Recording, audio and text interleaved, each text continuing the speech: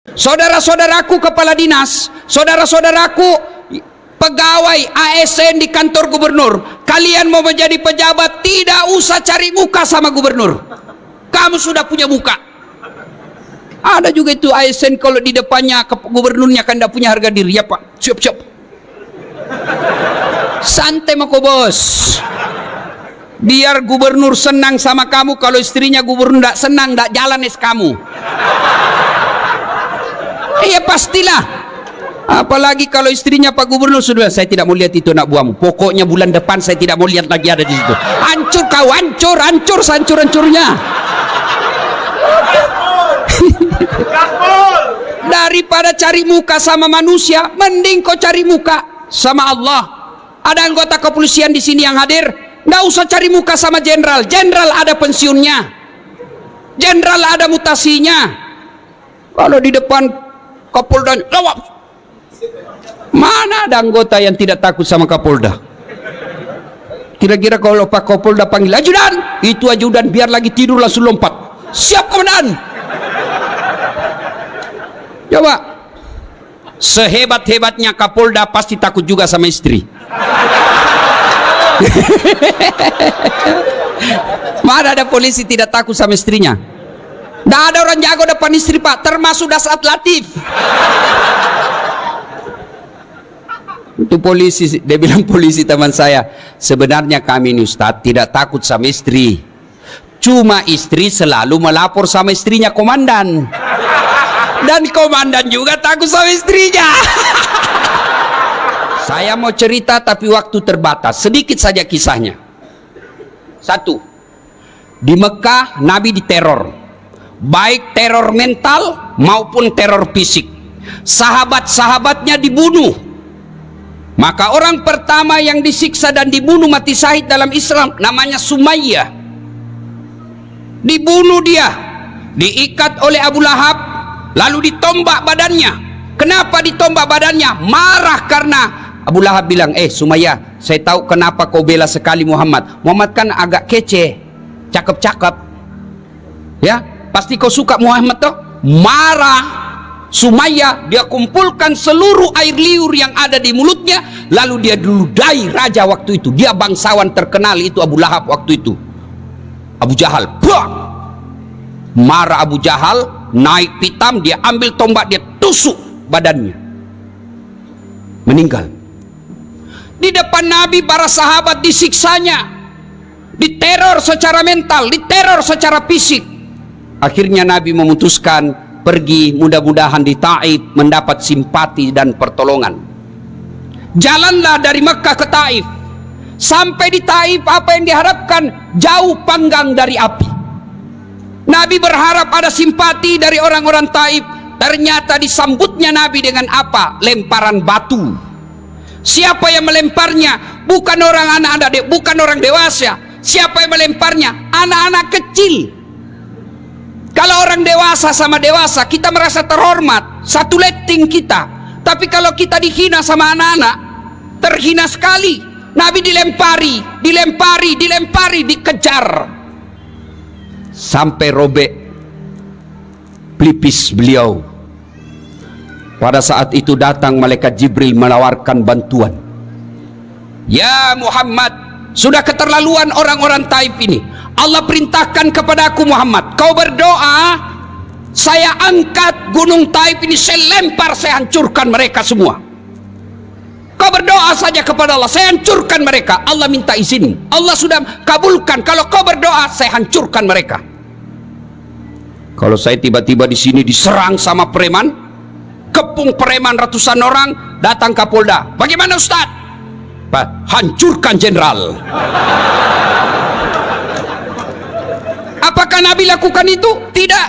Nabi hanya berkata, ya Jibril, kalau Allah ingin mengabulkan doaku hari ini, aku hanya ingin berdoa kepada Allah, ya Allah berikan hidayah kepada mereka, berikan hidayahmu kepada mereka. Mereka memperlakukanku seperti itu karena mereka tidak tahu apa yang aku bawa kepadanya. Kalau mereka tidak beriman kepadaku, yang sekarang mereka tidak beriman kepadaku, saya berdoa kepada Allah, mudah-mudahan anak cucu mereka nanti yang akan beriman kepadaku. dan Allah kabulkan doa. Allah kabulkan doa Muhammad sallallahu alaihi wasallam. Sekarang ketika Bapak ke Taif, tidak satu pun manusia yang tidak beriman kepada Allah dan Rasulnya. Padahal dulu melawan Nabi. Maka orang-orang Taif, mudah-mudahan Bapak panjang umur rezeki, pergi ke Taif, lihat orang-orang Taif, mereka tutur katanya lembut, sopan santun, kita datang dikasihnya buah. Kenapa? Mereka merasa malu leluhur mereka pernah menghina Rasulullah, maka mereka membalasnya dengan kemuliaan akhlak sekarang ini. Hikmah pertama, jadilah rahmatan lil alamin. Bagi saudaraku para mubalik, contoh Rasulullah dalam berdakwah. Boleh kita berbeda pendapat, tapi jangan saling menghina.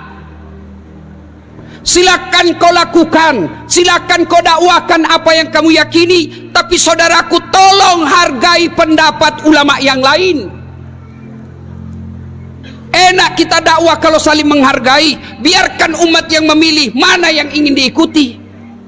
Kita sama kiblatnya, kita sama nabinya, kita sama rukun Islamnya, rukun imannya sama, Tuhan yang kita sembah salah, salat kita dia Tuhan yang kita sembah sama, salat kita sama. Masa gara-gara maulid dan tidak maulid kita berpecah belah? Di mana belajar mereka dakwah? Saudaraku, adik-adik remaja yang baru belajar agama, bagus girahmu belajar agama, tapi jangan taklid, jangan terfokus pada satu guru saja, kau tidak mau dengar guru yang lain. Maka sampai sekarang Pak Gubernur, saya tidak mau kalau ada yang membuat komunitas sahabat Dasat Latif, saya tolak. Kenapa? Kalau ada sahabat Dasat Latif berarti ada yang bukan sahabat saya. Kalian semua sahabat saya, non muslim pun sahabat saya. Kelemahan anak-anak remaja kita belajar, ketika sudah ada komunitas sahabat ustadz ini, maka dia tidak mau dengar ustadz yang lain. Adik-adikku, makin banyak guru yang kau dengar, makin luas wawasanmu. Makin luas wawasanmu, makin enak kau hidup. Dulu waktu saya kecil, kalau orang berbeda di masjid tidak ada ribut. Allahu Akbar. Subuh kunut, yang satu tidak kunut, yang satu kunut, yang di samping saya tidak kunut, saya tidak ribut. Saya cuma bilang dalam hati, oh Muhammadiyah. Selesai. Maka dedek sekalian, ketika kau mendapat konten-konten dakwah, apalagi yang di Instagram, yang 1 menit, 2 menit, kan tidak punya waktu untuk membahasnya secara detail, maka jangan kau berpendapat itu yang berbeda salah. Tidak. Contoh paling konkret, kata saya tidak makan, apa artinya? 1, saya tidak makan, lagi puasa. Saya tidak makan, alergi. Saya tidak makan, kenyang. Saya tidak makan, haram. Saya tidak makan, saya tidak suka. Sama kalimatnya, saya tidak makan, sama kalimatnya dimaknai oleh orang berbeda. Ada yang katakan haram, ada yang katakan kenyang, padahal sama kalimatnya. Begitu juga hadis. Hadis yang sampai kepada kita sama kalimatnya dimaknai oleh ahli tafsir hadis yang berbeda-beda. Kenapa berbeda-beda? Karena tidak ada foto, tidak ada video tutorial yang menjelaskan, maka mereka menafsirkannya berdasarkan informasi yang diterimanya. Saya tahu, kasih contoh. Dede, apa ini? Apa ini? Ibu-ibu, apa ini? Nah, bingung toh? Di belakang. Apa? Ini kau tahu pena karena kau dekat. Tapi yang di belakang dia tidak tahu apa itu batang-batang. Apa salah? Tidak, cuma informasi yang sampai ke matanya tidak lengkap. Maka silakan laksanakan apa yang kamu yakini tanpa menghina orang yang berbeda dengan kamu, karena kesalahan yang dia lakukan kau tidak akan tanggung dunia akhirat. Selesai. Coba lihat Rasulullah, jangankan sesamanya muslim, orang yang melempari saja didoakan mudah-mudahan dapat hidayah. Maka saya kemarin ribut-ribut, saya tidak layani. Saya doakan saja, mudah-mudahan dia dapat hidayah. Biarkan netizen yang bertengkar. Ya. 2, Pak Gubernur, jadilah yang rahmatan lil alamin. Sudah pilgub selesai, jangan ada dendam politik di pemerintah provinsi. Dulu pegawai kita yang tidak mendukung Pak Gub, biarkan dia dengan tidak dukungannya, tapi jangan dendam dan mutasi jauh-jauh ke sana.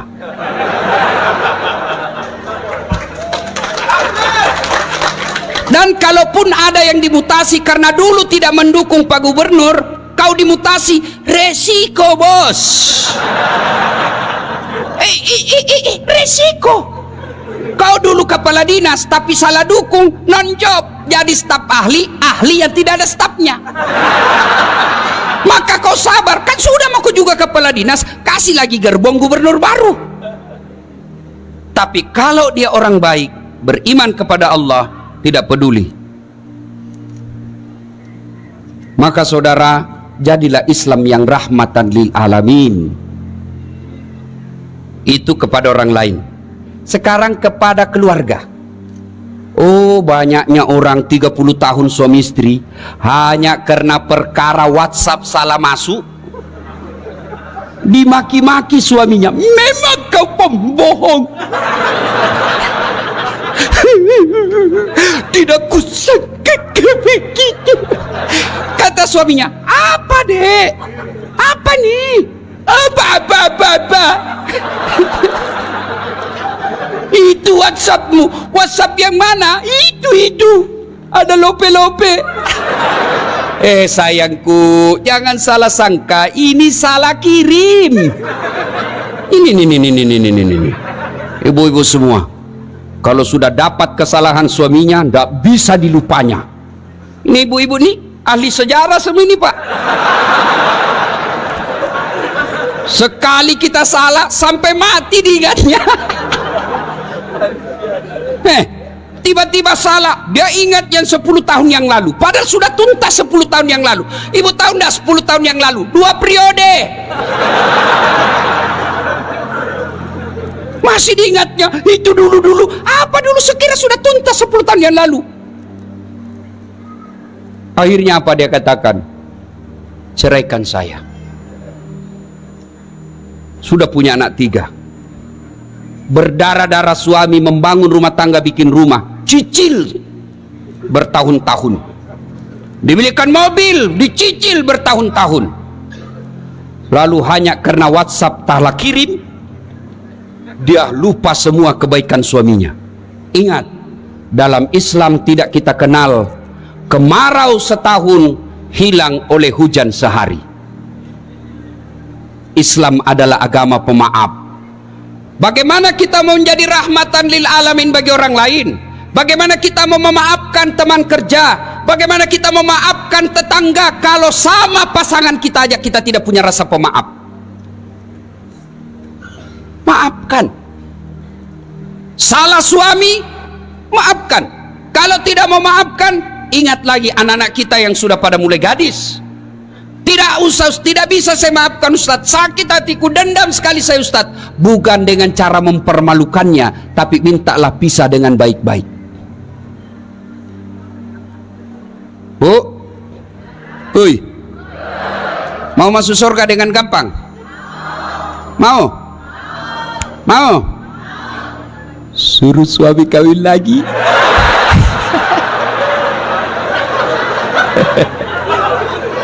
Langsung dibilang ibu-ibu, banyak jalan menuju surga Ustaz.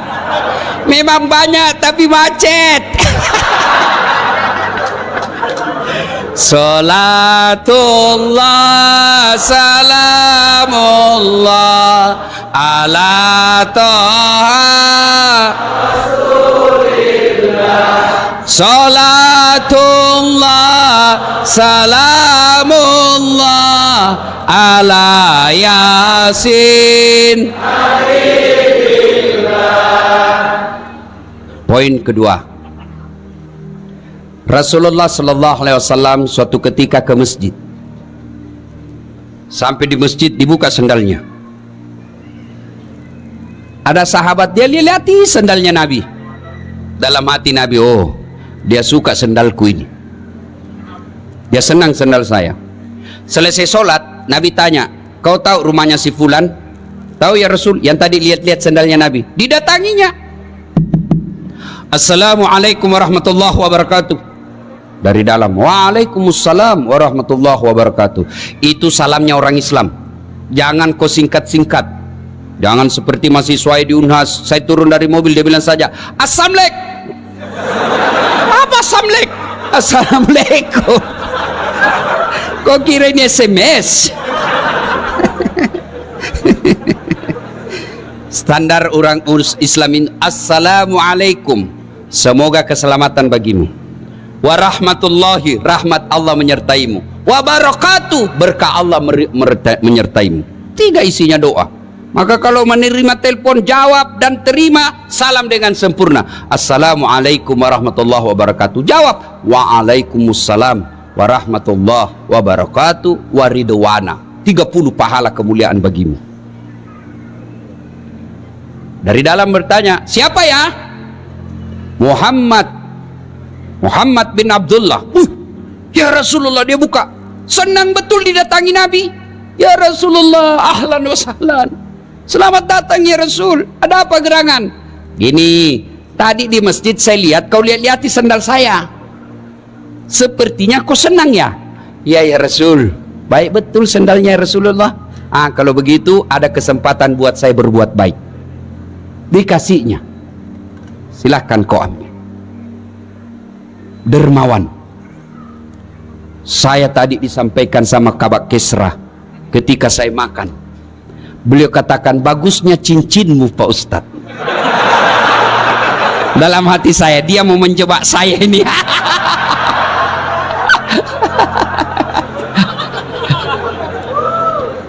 Bersedekahlah.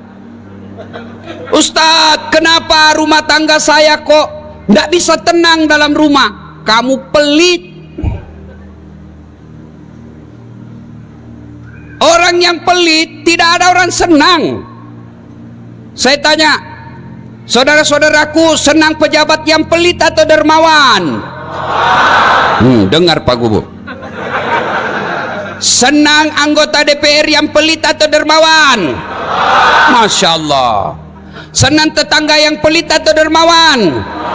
Semua senang dermawan. Tidak ada orang suka orang pelit. Bahkan orang pelit sekalipun tidak senang sama orang pelit. Dan kok ke rumahnya pelit betul, padahal dia juga pelit. Maka bersedekahlah. Ternyata di sini alhamdulillah dermawan semua. Alhamdulillah. Ibu-ibu, halo ibu. Oi, itu yang pakai cincin berlian, kalau ibu meninggal siapa yang pakai cincin berlianmu? Siapa? Anak. Istri kedua. Kawin lagi suamimu. Iyalah, pasti kita kawin lagi. Dia dengarlah istri saya Pak Gub, mamanya cek di rumah. Dia dengar ini ceramah saya. Dan jadi Ustadz, nanti kalau saya meninggal kamu mau kawin lagi? Saya bilang, kau duduk di sini sayangku. Saya peluk-peluk. Lalu saya bilang, sayang dengar baik-baik. Jangankan kau meninggal, kau masih hidup saja ini selalu pikiranku mau kawin lagi. Bukan karena saya takut sama kamu, cuma saya takut ketinggalan follower. Ayo, ibu-ibu, emas berlian demi Allah, kalau ibu meninggal bukan ahli waris, istri kedua yang punya. Daripada dinikmati istri kedua, mending sedekah.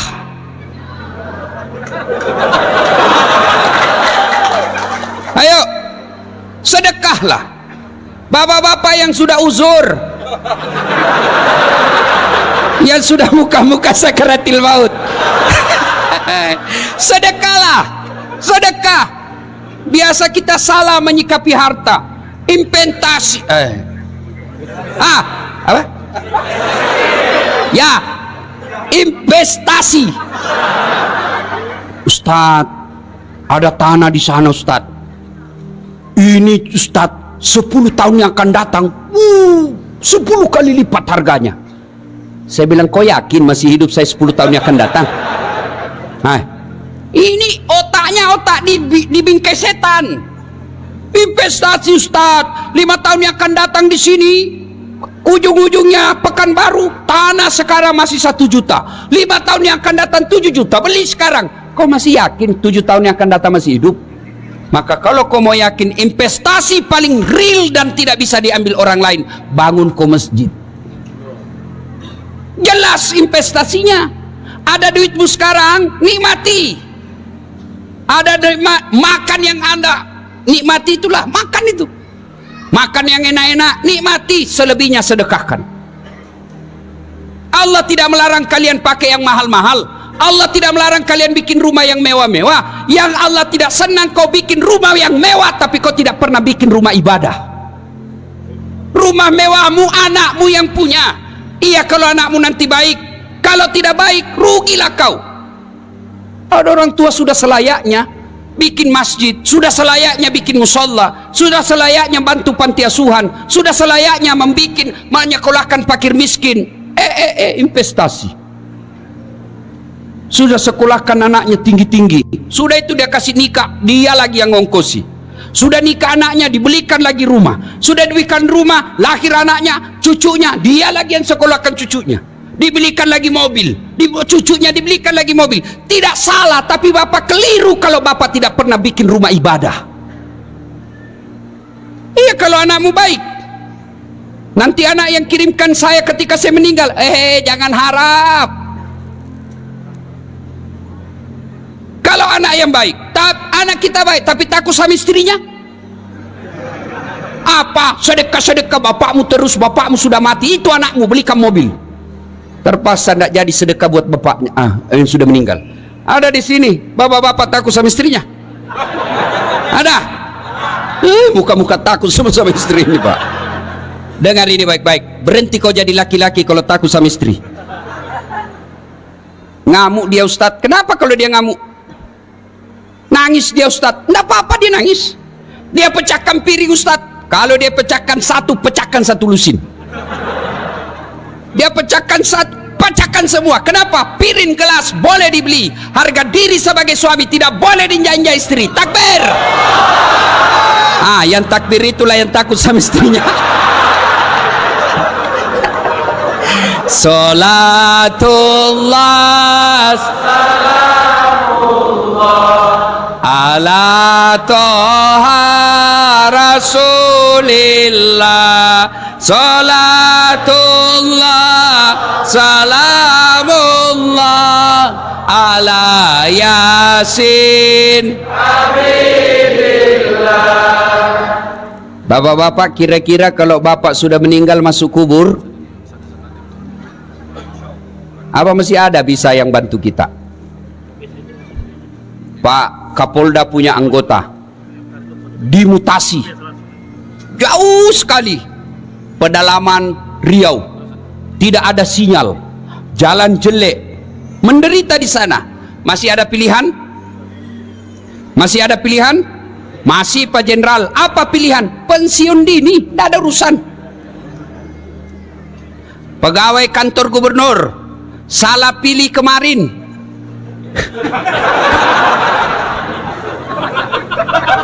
dimutasi nonjok. Tadinya komandan Satpol PP, polisi setengah.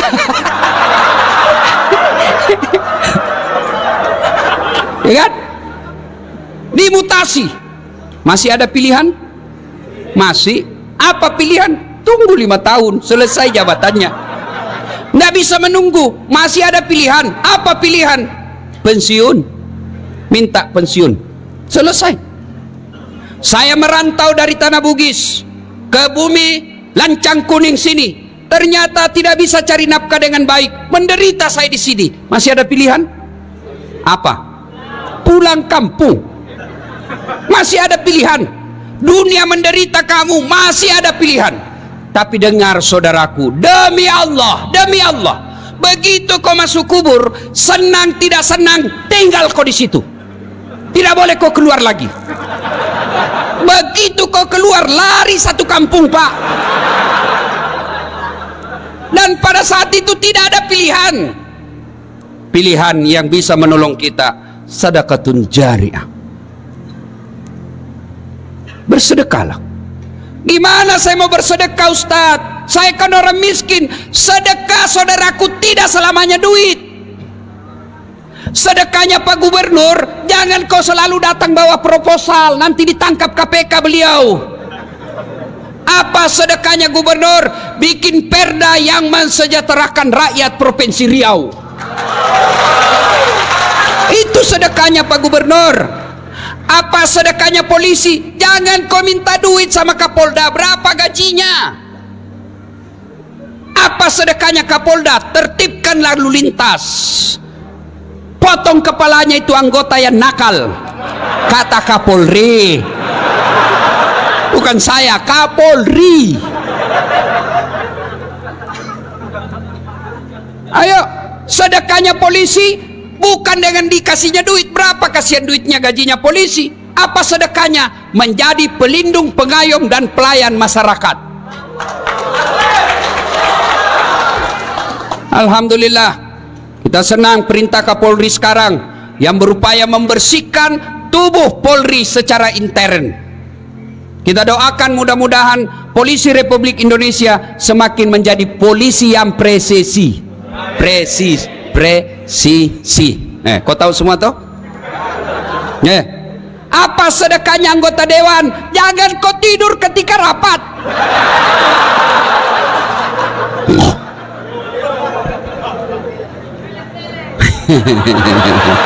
Nakal kau ya. Pak Gub, pernah dengar ceritanya anggota DPR di akhirat? Ya kan? Wow, masuklah ini anggota, ada penghafal Quran Pak Gub, masuk surga. Begitu masuk surga dilihat, kenapa banyak anggota dewan ini di surga? Di negara saya ditangkapi gara-gara korupsi. Dia datang protes sama malaikat penjaga surga. Malaikat, kenapa banyak anggota dewan di dalam sini? Di negara saya ditangkap mereka itu korupsi. Dia bilang penjaga surga, nggak usah ribut, ini cuma reses.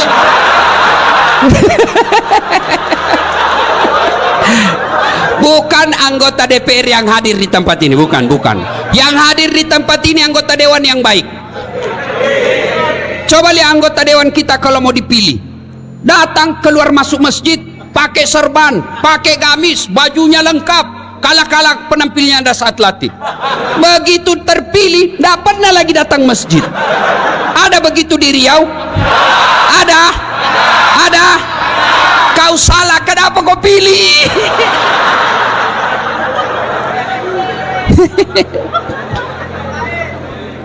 Ada lagi cerita di Pak Gub.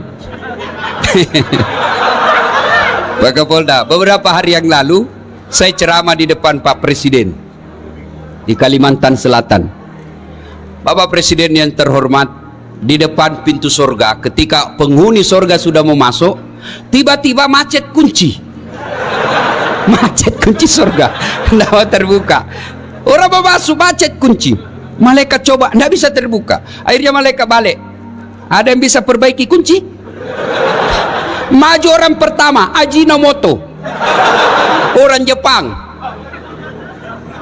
Saya bisa perbaiki, cuma saya minta ongkos 3 juta. Untuk apa 3 juta? 2 juta pergantian barang rusak, 1 juta biaya kerja. Oh begitu. Oh, berdiri orang kedua, George, Amerika. Saya bisa lebih hebat dari dia, cuma saya minta agak lebih sedikit. Kata malaikat, berapa? 5 juta mas bro. Untuk apa 5 juta? 2 juta biaya riset, penelitian, kita mau tahu apa sebabnya supaya tidak terulang. 2 juta lagi pergantian barang yang rusak, 1 juta saja biaya kerja. Oh begitu. Maju orang ketiga. Saya bisa lebih hebat dari ini, lebih jago saya dari ini 2. Siapa kamu? Broker.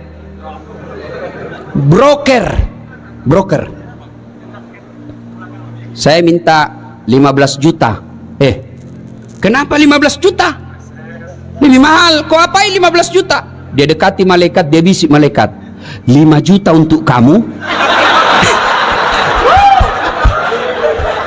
5 juta untuk saya, 5 juta kasih orang Jepang kerja, masih ada untungnya.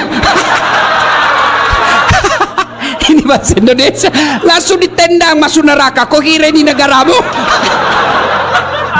Salatullah salamullah ala taha rasulillah. Salatullah salamullah ala yasin. Kisah ketiga. Dulu sedekah ya. Saya kan miskin Ustadz. Sedekahlah hari Jumat minimal. Sedekah apa? Kita lihat di masjid, dari toilet ke pintu masjid tidak ada sendal, sedekahlah sendal jepit. 5, dicuri orang Ustadz, berarti peluang lagi berbuat baik. Sedekah. Saya miskin Ustadz, belilah itu botol apa? Air gelas. Paling 25.000 satu dos, isinya 40 gelas, bawa ke masjid seketika Jumat, tulis silahkan nikmati.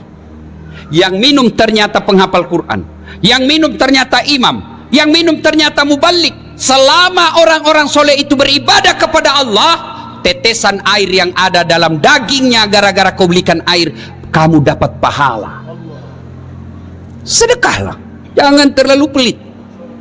Di mana mau bersedekah? Nah, kadangkala kita lebih hormat kepada selebriti daripada sama ulama. Kalau ulang tahun kabupaten, ngundang artis, kasih 4 tiket bisnis kelas. Sampai di bandara, dari bandara ke hotel pakai forerunner, tentara polisi mengawal. Kasih hotel bintang 5. Apa dia bawa si selebriti? Adalah alamat palsu. Datanglah dia, kelihatan dadanya, kelihatan pahanya, jogetlah di depannya suaminya, Bu.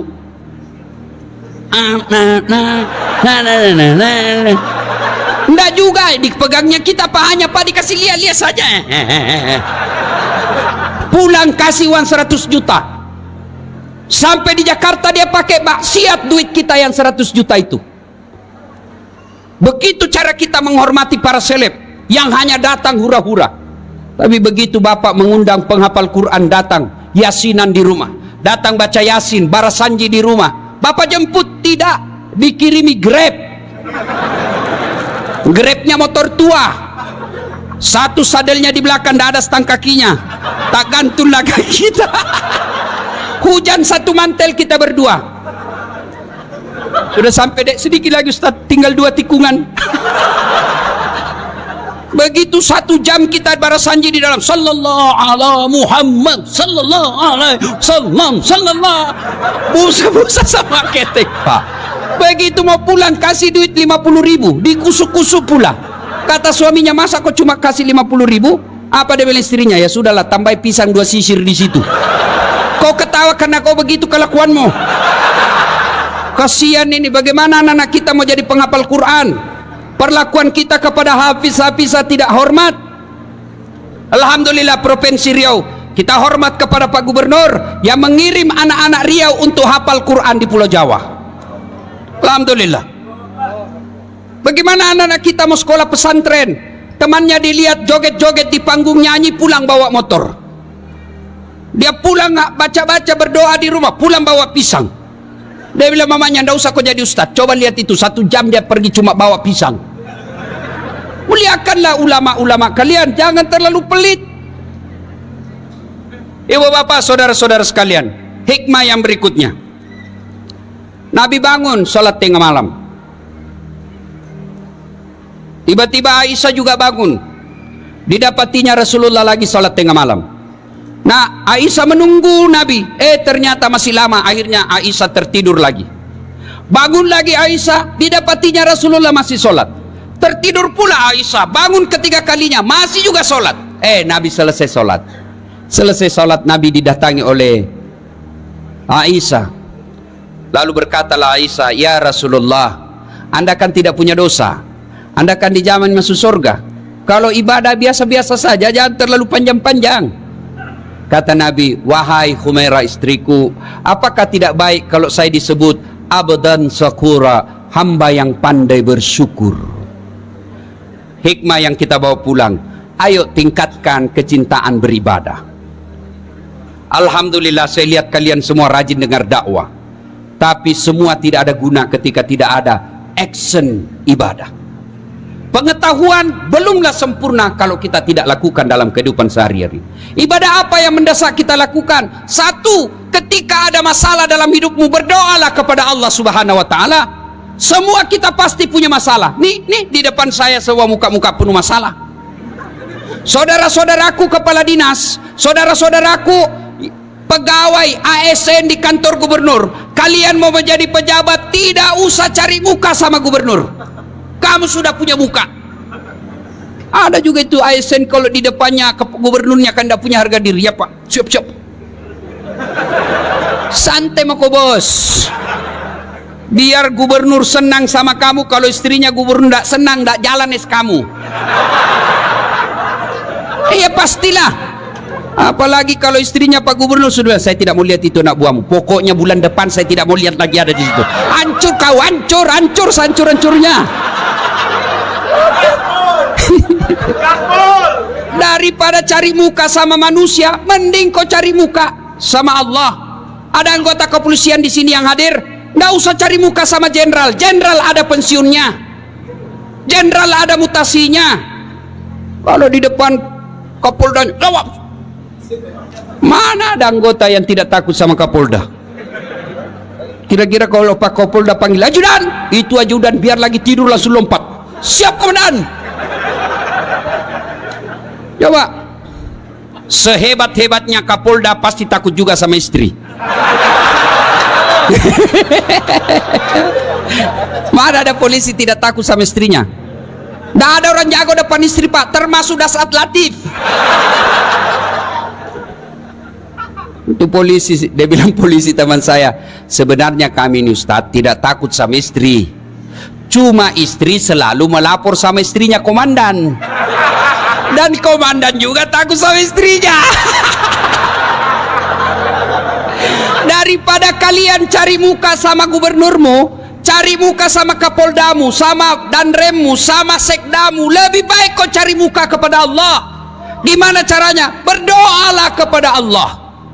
Minta kepada Allah. Kalau Allah yang kabulkan doamu, tidak ada artinya kekuatan manusia. Saudaraku, kau mau sarjana, sudah sarjana mau cari kerja, jangan nyogok. Kau demo kiri kanan, jangan korupsi. Begitu kau sarjana mau jadi pegawai, kau nyogok. Apa hebatnya pegawai negeri? Nyogok kalian 100 juta mau jadi polisi, sampai 300 juta, sampai pensiun kau tidak bisa kembalikan uangmu itu. Mana ada pegawai negeri tidak ada utangnya di koperasi? Tunjukkan saya. Kenapa kau tahu? Saya juga pegawai negeri. Udahlah. Kau sarjana tidak harus jadi pegawai negeri. Kau sarjana tidak harus jadi polisi, tidak harus jadi ASN. Kau jadi pengusaha, kau jadi anggota DPR pun boleh. Adik-adik yang sarjana, kau pulang kampung, masa kau tidak bisa dapat di kabupatenmu 1.500 suara? 1.500 suara, insya Allah kau duduk di DPR. Perbaiki negaramu, jadi anggota DPR yang jujur. Kalau kau waktu kuliah kau demo pejabat yang korup, begitu kau menduduki jabatan, kau aplikasikan protesmu yang korup itu. Tidak mesti kau jadi pegawai negeri hanya nyogok. Saya mau jadi pegawai, boleh, tapi jangan nyogok. Minta tolong kepada Allah, Allah kabulkan, tidak ada yang bisa hilangkan namamu. Aku yakin. Saya punya pengalaman, dulu dihilangkan berkas saya. Alhamdulillah, terpilih juga kalau Allah yang mau. Tak ada yang mustahil di sisi Allah. Berdoa kepada Allah. Sudah berdoa, belajar, tidak lulus, percaya yang kau tempuh itu, yang kau minta itu tidak baik buat kamu. Tamat SMA saya daftar Rakabri, tidak lulus. Kenapa? Ceper. Tidak cukup tinggiku. Saya protes, ya Allah, kenapa kau lahirkan saya dalam keadaan pendek? Kau tidak rugi jadi Tuhan kalau kau tambah 2 senti saja. Teman saya lulus Pak, sekarang dia polisi reserse di Polda Sulbar, Sulawesi Barat, pangkatnya 1 bunga, kompol. Saya lulus jadi ustadz, pakai baret putih, dia pakai baret merah. Alhamdulillah dengan baret putih yang saya pakai, mulai baret hitam sampai baret merah, ku caramai kau semua. termasuk Jenderal Bintang 2 malam ini ku ceramai. Maka saudaraku yang tamat sarjana, kau ikuti proses penerimaan ASN, tapi jangan kau sogok. Cintai dirimu, cintai negerimu dengan tidak terlibat sogok menyogok. Kalian marah kalau ada pejabat korup, kalian marah kalau ada gubernur korup, kalian marah kalau ada anggota DPR korup, tapi kalian terima sogoknya ketika mau dipilih. Kalau kalian mau membutuhkan pemimpin yang bersih, jangan kau terima uang sogok. Coba kalau kalian mau, tidak ada biaya politik yang mahal, tidak ada beli partai, tidak beli kursi, tidak ada tim sukses, maka semua anak-anak Provinsi Riau yang cerdas bidang pertanian, yang cerdas bidang pertandangan, yang cerdas bidang kesehatan, mereka berlomba-lomba menjadi pejabat-pejabat yang cerdas dan bersih. Maka membersihkan negara kita ini bermulalah kalian jangan terima uang pilkada. Kalian juga calon pemimpin jangan kau sogok rakyatmu. Kalau rakyat tidak mau menerima sogok, pejabat yang mau jadi pejabat lagi tidak menyogok, maka terbentuklah sistem pemerintahan yang bersih, yang insya Allah rakyat ikut menikmatinya. Kalau kau minta 300.000, satu kali aja makan coto sop saudara Bugis Makassar habis. Begitu mereka tidak datang lagi melihatmu, kau bilang, kenapa ini anggota DPR tidak pernah lagi datang? Dia bilang apa? Untuk apa saya datang? Saya sudah bayar kau 300.000. Nah, ibu bapak, saudara-saudara sekalian, berdoalah. Berdoa. Ibu-ibu ada masalah dalam rumah tangga, berdoa. Adik-adik mau kuliah, mau kerja, berdoa kepada Allah. Dan berdoa tidak harus bahasa Arab. Berdoalah. Ud'uni astajib lakum, kata Allah. Berdoa kepadaku pasti saya kabulkan. Itu janji Allah. Maka begitu kalian menghadapi masalah dalam hidup ini, berdoalah seperti yang dicontohkan oleh Rasulullah Muhammad sallallahu alaihi wasallam. Dan pada akhirnya, semua yang kalian dengar, semua yang bapak-bapak tahu dan dengar malam ini, semua tidak ada artinya ketika tidak mendirikan sholat 5 waktu. Bapak bangun satu masjid karena dermawan. Bapak sabar dalam rumah tangga, sabar menghadapi istri, tapi tidak sholat, semua kebaikan-kebaikan itu tidak ada gunanya. Puncak kemaksiatan kita kepada Allah adalah melelehkan sholat. Dan puncak penghambaan kita kepada Allah adalah sholat. Artinya apa? Orang kalau ibadah yang lain boleh kegiatan lain. Bapak puasa sambil nunggu buka puasa boleh sambil menyanyi. Ada istri di samping, bapak nunggu buka puasa boleh sambil menyanyi. Bila kamu di sisiku, hati rasa syahdu. Batal puasa? Tidak. Bapak lagi haji tawaf sambil dagang haji boleh, bawa rokok dia jual. Dagang itu ada banyak begitu pak, sah hajinya sah. Sambil tawaf menyanyi sah hajinya sah. Labbaik Allahumma labbaik, labbaik la syarika laka labbaik, innal hamda wan ni'mata laka wal mulk la syarika la. Sah hajinya. Tapi sholat, puncak penghambaan kepada Allah, tidak boleh kau sambil dagang, tidak boleh kau sambil nyanyi. Allahu Akbar, begadang jangan begadang. Apa alasan kita tidak mau sholat? Ada orang biasa bilang, tidak penting sholat, yang penting hatimu. Kalau ada yang bilang begitu, tanya siapa nabinya. Nabi Muhammad paling bersih hatinya, Nabi Muhammad paling baik akhlaknya, beliau tetap sujud beribadah kepada Allah. Saya sakit Ustaz, ada kala sakitnya Nabi Ayub alaihissalam, seluruh anggota tubuhnya dimakan ulat, tapi beliau tetap beribadah kepada Allah. Saya kaya Ustaz, adakah kala kayanya Nabi Sulaiman alaihissalam, yang pekarangan rumahnya satu diantaranya adalah kerikil-kerikil emas, tapi beliau tetap sujud beribadah kepada Allah. Saya cerdas Ustaz, adakah kala cerdas Nabi Nuh alaihissalam, yang bikin perahu di atas ketinggian gunung. Beliau semua manusia pilihan tetap sujud beribadah kepada Allah. Saya tidak bisa kena air Ustaz. Boleh, Allah kasih toleransi, Allah kasih keringanan, silakan kau tayamum. Saya dalam perjalanan Ustaz, silakan kau sholat di atas mobil, tidak tahu kiblatnya Ustaz, mengarah kemana saja, boleh. Saya di atas perahu Ustaz, boleh, kiblatnya di mana? Lihat matahari terbenam, sudah lihat Allahu Akbar, matahari terbenam, tiba-tiba perahu goyang, tidak usah juga kau goyang-goyang lagi begini. Apa lagi?